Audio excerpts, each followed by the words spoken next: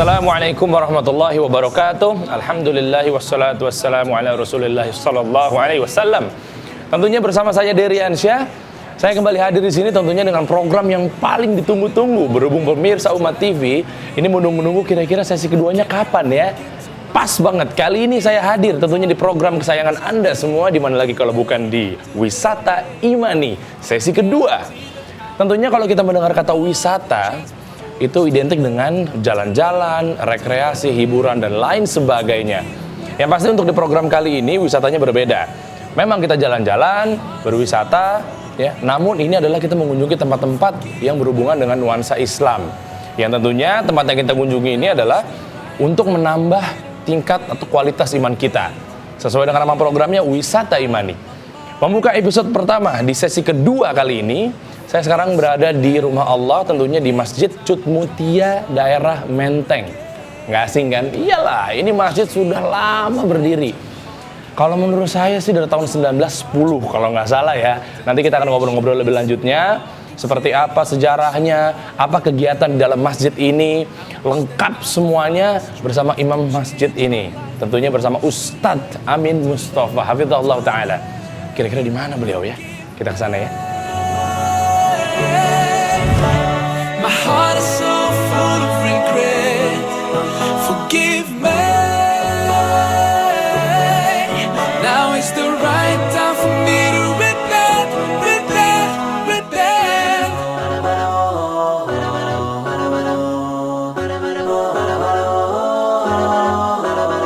I know, Allah, you're the most forgiving, and that you've promised to always be there when I call upon you. So now I'm standing here, ashamed of all. Ya, baik pemirsa Umat TV, sesuai dengan obrolan kita tadi di pembuka acara, yang dimana di sini alhamdulillah saya berkesempatan untuk berdampingan langsung bersama Imam Masjid Cut Mutia, masya Allah. Ustadz, sehat, apa kabar Ustadz? Alhamdulillah. Ustadz Amin Mustafa. Yang tentu di sini mungkin pemirsa Umat TV juga penasaran nih, kira-kira sejarahnya Masjid Cut Mutia ini seperti apa? Nah ini langsung kita tanya-tanya ya. Berawal dari sejarahnya nih Ustadz deh. Seperti yang kita ketahuin kan, mungkin pemirsa Umat TV yang seumuran saya lah, dulu waktu kecil orang tua bilang, wah ini kan dulunya kantor Belanda nih. Wah tiba-tiba sekarang berubah menjadi masjid nih. Iya kan, mungkin ada yang belum tahu seperti apa Ustadz? Iya, kalau sebelumnya Assalamualaikum warahmatullahi wabarakatuh. Kalau kita lihat dari bentuknya saja orang sudah penasaran. Iya. Ya. Bentuknya ini tidak ada bentuk mencerminkan masjid sama sekali dari bentuk luar maupun dalam ya. Betul. Oleh karenanya inilah yang disebut bangunan berfungsi-fungsi. Nah, berfungsi-fungsi. Oke. Awalnya kadang orang juga tidak jelas kapan dibangunnya, tapi ada yang mengatakan itu 1910-an. Oke. Nah, gitu. Tapi yang jelas para sejarah masih saja kurang adanya tepat gitu, karena zamannya memang terlalu dini ya, terlalu awal. Iya, betul. Makanya ini masjid awet banget kalau saya bilang. Betul. Bahkan masjid ini berganti-ganti tempat, ditempatin. Mula-mulanya ini kan gedung dibangun oleh Belanda itu untuk semacam arsitektur kota Menteng. Jadi kota Menteng itu diawali dari sini, maka kota Menteng inilah ada. Jadi Belanda itu mulanya itu awal sekali. Dulu namanya gedung apa ini? Katanya gedung itu de Boplok gitu, itu bahasa Belanda ya, saya kurang tahu. Oleh karenanya disimbolkan dengan pasar sebelah itu masih ada sekarang pasar Boplo. Orang kita nyebutnya itu pasar Boplo. Padahal dari gedung ini nih. Nah sekarang disebut Gondang Dia, itu sudah ganti nama lah, tapi dulu namanya De Boplok. Nah, Boplo, orangnya orang Boplo. Nah, pasar. Inilah gedung yang dibangun pertama kali untuk mempersiapkan kota Menteng lah bahasa kita begitu. Oke. Nah, kelanjutan sejarahnya juga tidak hanya itu. Setelah dia itu kemudian ditempatin juga MPRS sebelum ada di Senayan. Ini MPRS ada di sini mulanya. Oh gitu. Iya, yang diketuai oleh Bapak Jenderal Aha Nasution. Beliau itu sebagai sesepuh di sini pertama Masya kali. Allah. Ya, itulah Bapak Jenderal besar itu. Jenderal besar. Masya Allah. Jadi beliau itu sebelum itu masih ada sebagai ketua MPRS ada di sini. Setelah ada di Senayan dipindahkan di Senan. Lah di sini di tempat yang lain seperti ada kantor pos, jawatan kereta api dan lain sebagainya berurutan. Saya tidak bisa menerangkan secara detail dari tahun-tahunnya. Mungkin tapi panjang banget itu penggunaan gedung ini semula sehingga sampai saat-saat tahun 1900-an 98. Oh, 1998. 1998. Nah, itu sebelumnya sudah digunakan sebagai pokoknya semacam aula ya, gedung serbaguna. Oh, oke. Yang serbaguna itu adalah serbaguna ini yang bangunan masjidnya. Masjidnya ini. Yang enggak yang kosong ini. Ya, yang kosong ini. Kalau ini mungkin dulu sama Bapak Jenderal masih besar belum dipakai-pakai lagi gitu ini kan. kantor lah ya kalau ruangan ini ya. Oke. Serbaguna artinya bisa dibuat ibadah boleh, buat pertemuan boleh, buat ini boleh.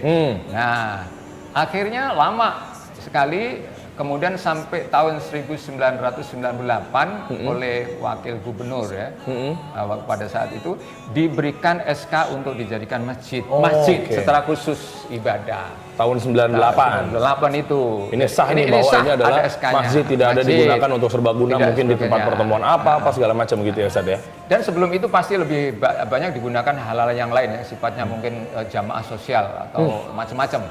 Nah, tapi setelah itu sebagai masjid, maka masjid inilah bentuknya seperti ini. Dalam bangunannya memang sekarang sudah kelihatan rapi sekalian jemaah. Tapi tadinya dalamnya itu ada tangga yang naik di mimbar itu. Oh, ada tangga yang dipindahkan di luar.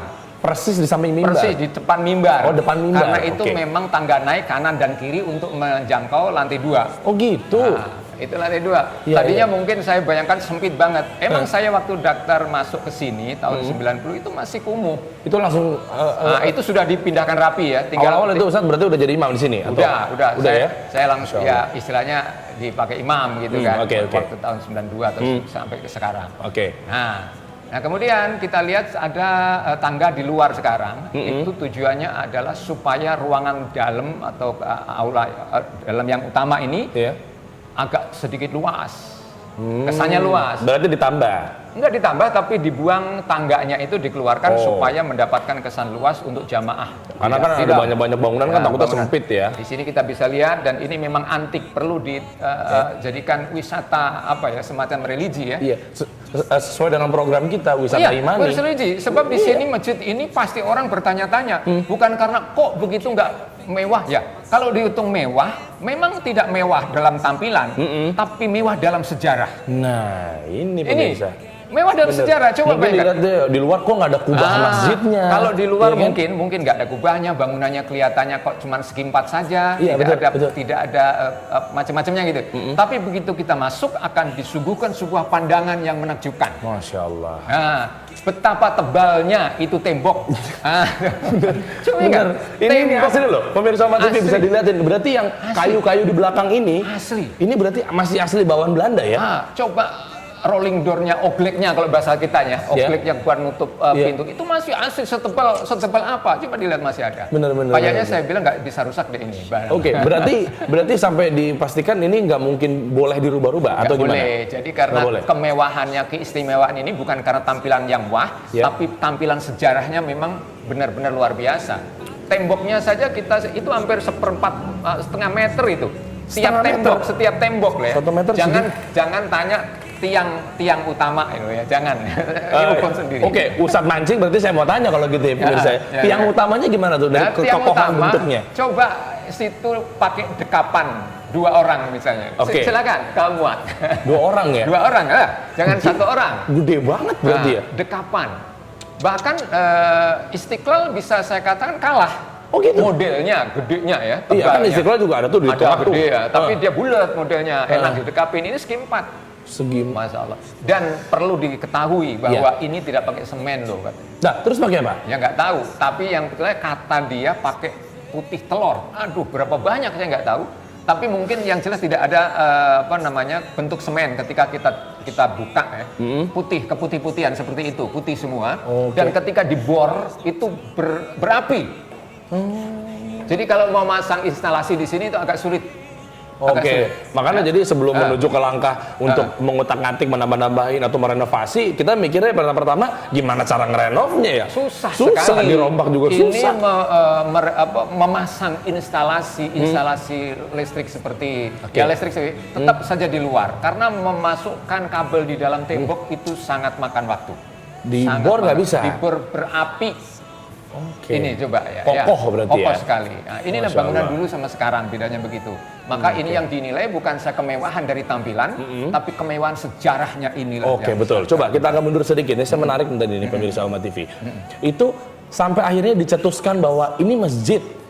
Kan sekian banyak tempat ya. Ini kan gedung Belanda. Kok tiba-tiba rumah Allah ya, Masya Allah memang bagus. Ini masjid, gitu ya. Kenapa? Tadinya ini masjid gitu? Tadinya masjid ini memang mau dibongkar. Bangunan ini. Bangunan ini mau dibongkar karena kena rel kereta yang di atas masjid ini. Iya. Itu Sebelah yang sini kan sebelah ada ini. rel kereta Gondang dia nih. Iya. Ada proyek itu Betul. kena, makanya dibongkar dan disediakan masjid sebagai pengganti. Ada di belakang samping rel kereta api namanya Masjid Sutnyadin. Masih ada sekarang? Masih ada. Oke. Nah, akhirnya karena ini ada tokoh juga lagi-lagi di samping Pak Nasution ya, yang mempertahankan, juga ada tokoh-tokoh lain seperti ketua umumnya dulu Pak Artoyo, juga ada yang nih Pak Surono juga yang berperan waktu itu sebagai Menko ya, Menko Polkam gitu salah ya. Dan itu beliau-beliau ini memang ahli masjid gitu loh. Jadi ahli masjid dan dia ini mempertahankan sebagai masjid padahal sudah dibikinkan di belakang itu masjid pengganti namanya Masjid Sutnyadin. Ini kan Cut Mutia. Ya, Akhirnya pemerintah dengan kesadaran dibelokkannya rel kereta api tidak melintas di atas masjid ini. Coba kalau yang lurus itu masih harus ke sana, tapi dia akan belok tapi tetap ke Cikini. Oke, berarti tidak itu memakan masjid. gedung ini ya? Semuanya berbuat baiklah itu di dalam masjid Masya ini. Allah, Ya. Masya Allah. Jadi, yang kedua tentu adalah jamaahnya memang ini jamaah masjid-masjid masjid elit. Jamaahnya elit. Di samping dekat perumahan-perumahan orang-orang pejabat di sini adalah memang masjid yang dilingkungi perkantoran menteng gitu. Iyalah. Nah, itu kan. Menteng ya, dari zaman dulu udah ya. mentereng ya, benar. Alhamdulillah. Dan di sini Pak Soeharto dan Ibu Tin itu waktu haji dia menyempatkan sholat safar ya. Itu di masjid ini dan itu hampir tokoh-tokoh besar pernah sholat sujud mohon di tempat ini. Itu yang paling kita catat. Di saat-saat masalah besar sebenarnya saya itu sholat di masjid ini. Mereka mengatakan begitu, cuman tidak dikasih tahu saja. Begitu sudah jadi, dia ngomong kepada saya waktu saya khotbah dan beliau mendengarkan di sini. Oke, Masya Allah. Makanya ditetapkan bahwa masjid ini yang berkah. Masjid ya. Masjid yang berkah. Kita lihatlah perkembangannya. Begitu diantaranya. Oke, untuk nama berarti mungkin mengambil dari Cut Nyadin, akhirnya sekarang ditetapkan pada saat itu gitu Cut ya? Mutia tidak diambil dari suku, tidak diambil dari pahlawan sebenarnya. Atau tidak diambil juga karena bersebelahan dulu ada masjid yang kecil dibanding ini, Masjid Cut Nyadin, Cut Tapi Mutia masjid gitu. ini diambil karena jalan. Oke. Jalannya Cut Mutia, maka orang-orang sebut saja Masjid Cut Mutia. Kan Biar dulu mudah bukan masjid, dihafal ya? Mudah dihafal. Dan itu sekaligus memberikan dampak lebih mudah terkenal karena ada jalan. Iya, betul. Nah, Masjid Cut Mutia, Jalan Cut Mutia. Nah, iya betul. Itu udah Oke. paling gampang. Ya, pemirsa Umat TV, kita menuju ke untuk kegiatan-kegiatan masjid, ya kan? Dari sejarahnya sudah kita dapat, dari cerita-ceritanya menarik banget bangunannya. Nah, untuk kegiatannya, ini kira-kira apa aja sih? Kegiatannya, coba lihat aja kegiatannya ya. Yang pertama kita mulai dari sholat 5 waktu. Sholat 5 waktu di saat tidak hujan itu setiap waktu meludak sampai keluar. Tadi sudah hujan ya, tapi kita sholat di luar aja nggak kebagian. Tadi saya di luar, Ustaz. Nah, itu kalau nggak hujan itu semuanya penuh. Itu hampir setiap waktu. Nah, keberkahan. Yang pertama, kenapa bisa ya semua Allah yang punya?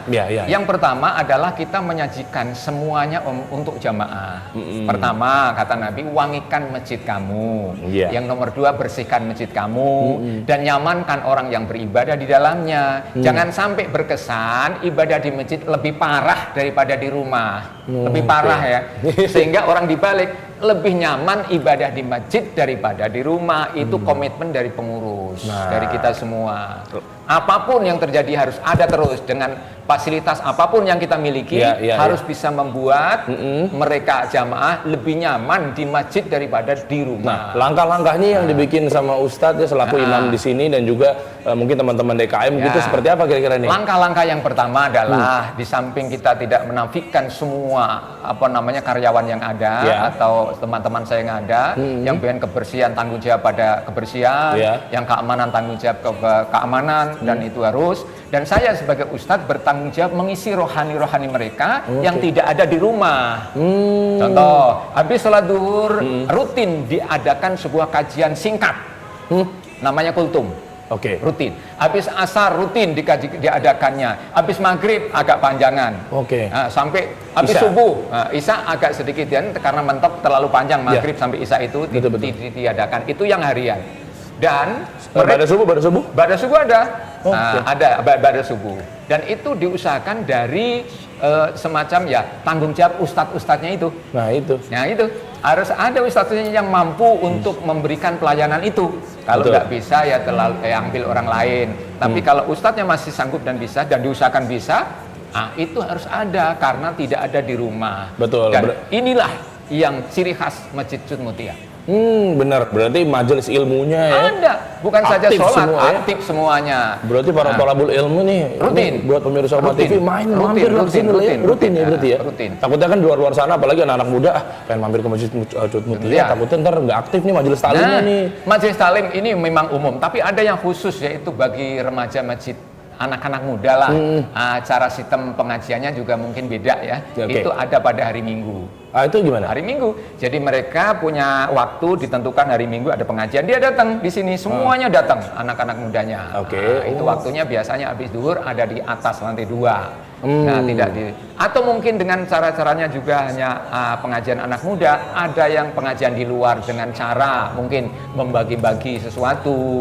Mungkin hanya kajian di mall atau ada kajian di mana. Itulah yang diadakan di sini, tapi yang jelas rutin. Bahwa cara mereka mungkin sedikit beda dengan cara kita. Nah, iya benar. Biarkan mereka berpose berpose masing-masing. Kita sebagai orang tua tidak begitu melarang, tidak begini, tapi yakinlah cara mereka kita pun mungkin kurang suka. Tapi sebaliknya, cara kita mereka kurang suka. Karena memang jenjang umurnya, pendidikannya jauh. Biarkanlah mereka, yang penting ada kegiatan untuk kebaikan. Nah, itu yang paling penting. Itu penting untuk kebaikan. Nah, mungkin gini, muncul pertanyaan dari teman-teman ya, pemirsa Umat TV, terutama mungkin anak-anak muda gitu ya, yang pengen semangatnya, girohnya nih pengen mampir ke Masjid Cut Mutia. Tapi di-share sedikit dong Ustadz, untuk jadwal tetapnya misalnya, ada yang pengen ngambil tafsir. Ya, kan ada kebetulan Masya Allah ini qadarullah Ustadz juga berarti ngajar tafsir juga Ustadz ya di sini ya saya. Terus ada juga misalnya untuk hadis, yang fikih segala macam atau akidahnya atau ada jadwal khusus nggak sih Ustadz? Ya, ada. Secara khusus ada ya. Misalnya begini. Hari-harinya. Kalau hari Senin, berarti malam Selasa dong. Itu bagian saya adalah bagian terjemah Quran dan tafsir. Terjemah Quran, insya Allah sekali terjemah bisa. Karena banyak yang sudah saya buktikan, beberapa anak yang sudah hafal terjemah Quran mulai dari A sampai Z. Gitu. Jadi saya sudah buktikan, bukan ini. Berarti saya akan dari Cibubur boleh ke sini. Itu Senin malam Selasa. Senin malam Selasa. Awal bulan. Senin pertama dan Senin kedua. Itu jam? Itu jam habis sholat maghrib sampai isya. Itu berarti di jam itu bagian kita saya tafsir pemahaman Al-Quran plus penerjemahan langsung di tempat itu bisa menerjemah. Bisa langsung. Karena ini sudah buktikan, langsung bisa terjemah Quran di tempat. Dan sekaligus tafsir kandungannya. Sekaligus. Soalnya gini Ustaz nih, banyak kendala ya. Mungkin ya adalah beberapa misalnya orang-orang atau teman-teman saya yang misalnya baru pertama kali ngaji, sampai akhirnya dia mungkin belum tahu tafsir secara yang benar. Dia akhirnya memiliki pemahaman sendiri Ustaz. Nggak boleh itu. Karena Quran itu ditafsirkan dengan ayat yang lain. Ayat satu dilengkapi dengan ayat yang lain. Nanti kalau ada yang kepengen bisa Pak, saya kepengen jadi ahli tafsir ya, bolehlah. Saya kasih tahu caranya bagaimana menafsirkan dengan Quran. Oh, gitu. Yaitu Quran dengan Quran. Itulah tafsir. Berarti nggak boleh asal ambil comot satu ayat, oh ini artinya Nggak begini, bisa. diamalin sendiri gitu nggak bisa? Nggak bisa. Nggak Sebab boleh, Ustaz, Quran itu bagaikan anggota tubuh, Iya. yang satu membutuhkan yang lain. Iya. Ya, mata kita membutuhkan organ yang lain supaya bisa melihat, telinga membutuhkan organ yang lain supaya bisa mendengar. Oke. Seperti Quran persis. Betul. Selanjutnya ada lagi jadwal khususnya, Ustaz? Ada, misalnya hari Rebu, hari ini. Nah, ini sebenarnya saya ngajar terjemah khusus ibu-ibu di sebelah itu. khusus Ini khusus akhwat ya? ibu-ibu, akhwat khusus ibu-ibu, iya. ibu-ibu. Ya. Kalau di sini kan secara udah ngandung tafsir dan umum, tapi hari Rebu khusus saya ngajar ibu-ibu di sebelah di aula situ rutin. Ya. Oh, rutin. Setiap Oh, hari Rebu. tadi ada aula gratis dan dapat makan dan minum.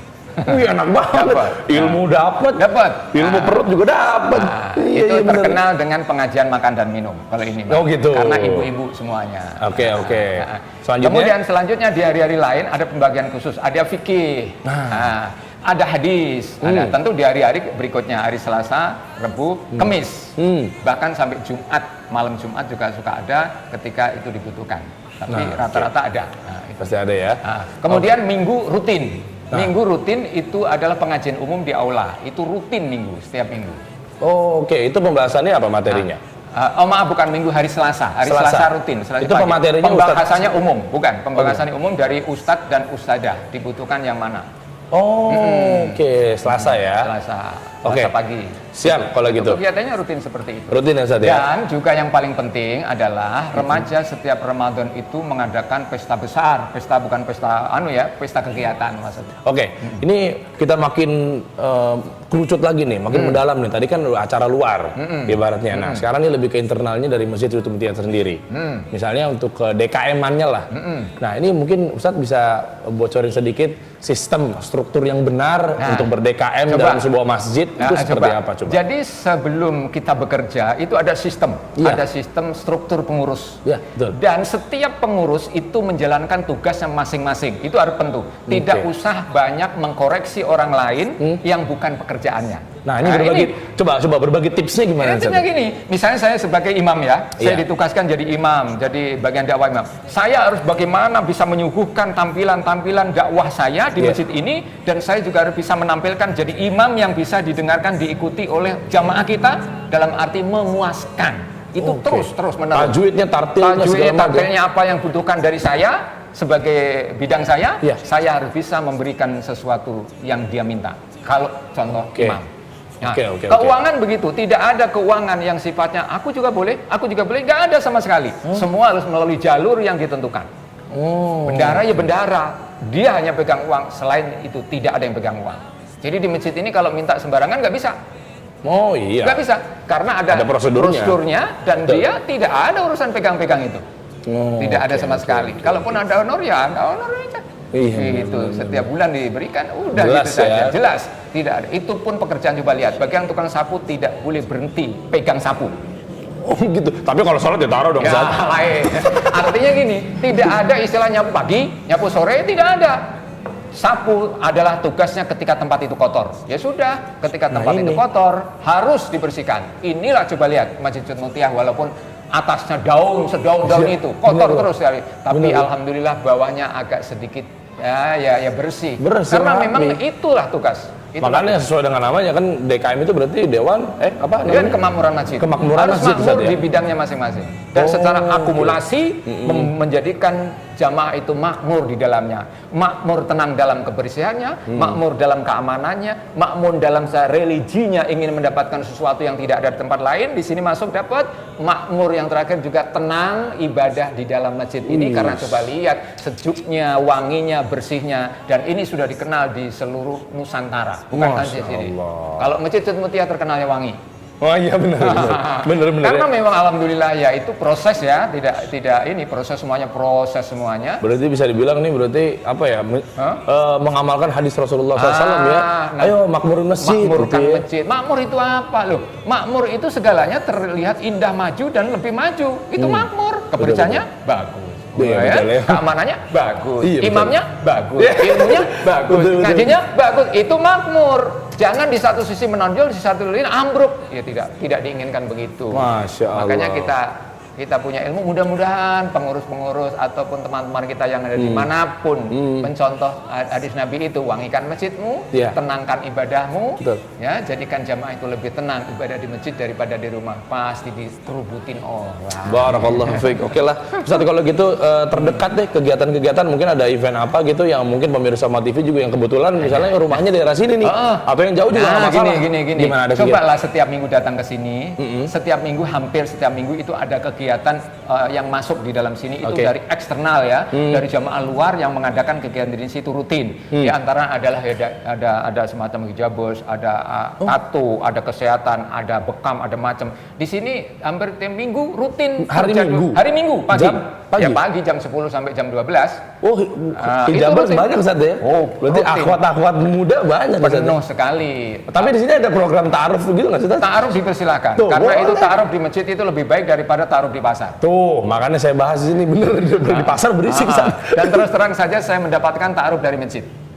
Sampai sekarang, alhamdulillah. Masya Allah. Ta'aruf dari masjid, karena sama-sama kita aktivis masjid, maka mendapatkan sesuatu dari masjid.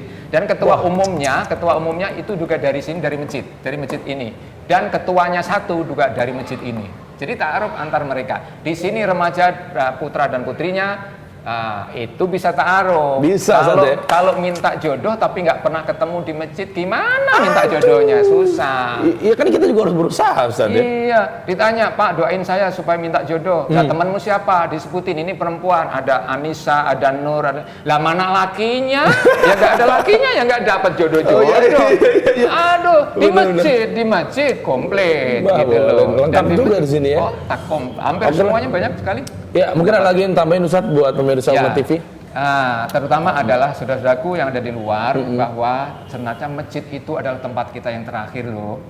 Bukan tempat kita yang disia-siakan, tapi tempat kita yang terakhir, rumah yang indah, mobil yang indah, semua yang indah akan kita tinggalkan, dan kita di masjid ini akan disaksikan baik dan buruknya kita oleh saudara-saudara kita. Kalau saudara kita mengatakan baik di masjid ini, diantarkan akan baik sampai surga Allah. Tapi kalau tidak pernah masjid, siapa yang menyaksikan kebaikan? Tidak ada. Masjid penentu hidup kita masa depan. Kesimpulan yang sempurna, mumtaz, Ustaz. Iya dong. Jangan sia-siakan masjid ini. Tempat kita, mau tidak mau, kamu harus masuk masjid terakhir hidupmu. Nah, udah. Terutama Masjid Cut Mutia, Ustaz ya. Oke lah kalau gitu, jazakallah khair, Ustaz. Ya. Amin. Semoga Allah balas kebaikan antum, Ustaz ya. Mohon maaf atas kekurangannya. Assalamualaikum warahmatullahi wabarakatuh. Ya, demikian pemirsa Uma TV, bincang-bincang singkat, padat, jelas bersama Ustadz Amin Mustafa yang juga selaku imam di Masjid Cut Mutia Menteng ini. Tentunya banyak sekali kita mendapatkan pencerahan-pencerahan yang bisa kita amalkan tentunya untuk saya pribadi dan juga untuk pemirsa Uma TV dimanapun Anda berada ya. Pastikan jangan kemana-mana, tetap di program kesayangan kita bersama, yaitu Wisata Imani di Uma TV.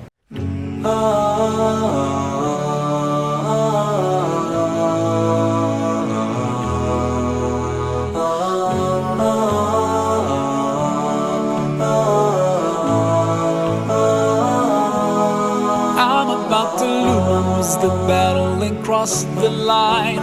I'm about to make another mistake. Sampai sudah di penghujung acara tentunya pemirsa Uma TV.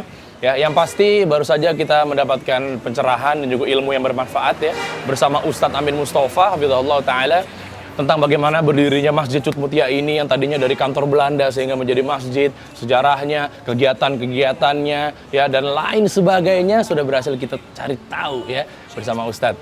Yang tentunya bersama saya Deriansyah, kira-kira saya akan berwisata ke tempat mana lagi ya? Tempat masjid bisa, atau bahkan ke pesantren-pesantren, yayasan dan lain sebagainya untuk menambah iman kita. Sampai bertemu di Wisata Imani. Assalamualaikum warahmatullahi wabarakatuh.